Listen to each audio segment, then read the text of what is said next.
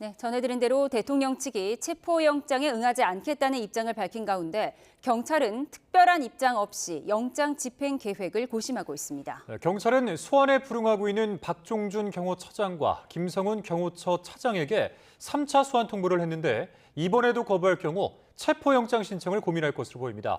자, 관련해서 취재기자 연결해보겠습니다. 양동훈 기자.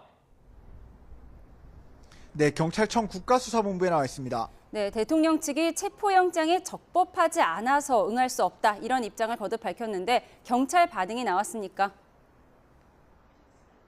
네, 윤 대통령 측이 기자 간담회를 열고 무효인 체포영장에 응할 수 없다고 밝혔는데 경찰 특별수사단은 이에 대해 별다른 반응을 보이지 않고 있습니다.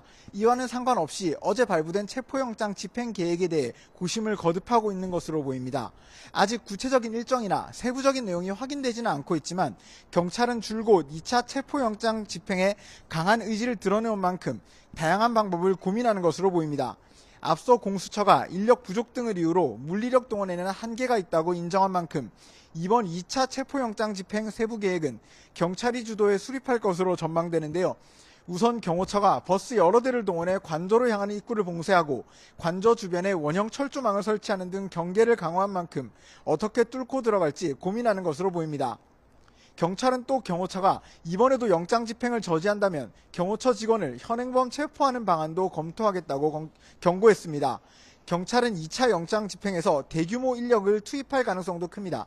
특히 형사기동대 등 더 강한 물리력을 동원할 가능성도 제기되는데 다만 특공대 투입은 자칫 대규모 충돌 우려가 있어서 신중히 검토하는 것으로 보입니다.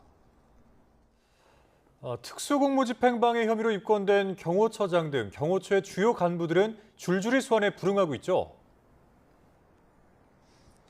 네, 경찰 특별수사단은 김성훈 경호처 차장이 오늘 오전 10시로 예정됐던 2차 소환 통보에 응하지 않았다고 밝혔습니다. 그러면서 오는 11일 오전 10시까지 출석하라고 3차 소환 요구서를 보냈다고 덧붙였습니다.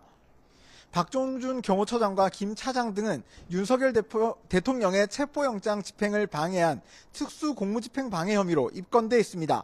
박 처장도 두 번의 소환 요구에 불응해 모레 10시까지 출석하라는 3차 소환 통보를 받은 상태입니다. 경호처는 엄중한 시국이라 관저를 비울 수 없다는 입장을 강조하고 있는데요. 박 처장과 김 차장 모두 3차 출석 요구에도 역시 응하지 않을 가능성이 제기되는데 경찰은 이 경우 두 사람에 대한 체포영장 신청에 나설 가능성이 커 보입니다. 지금까지 경찰청 국가수사본부에서 YTN 양동훈입니다.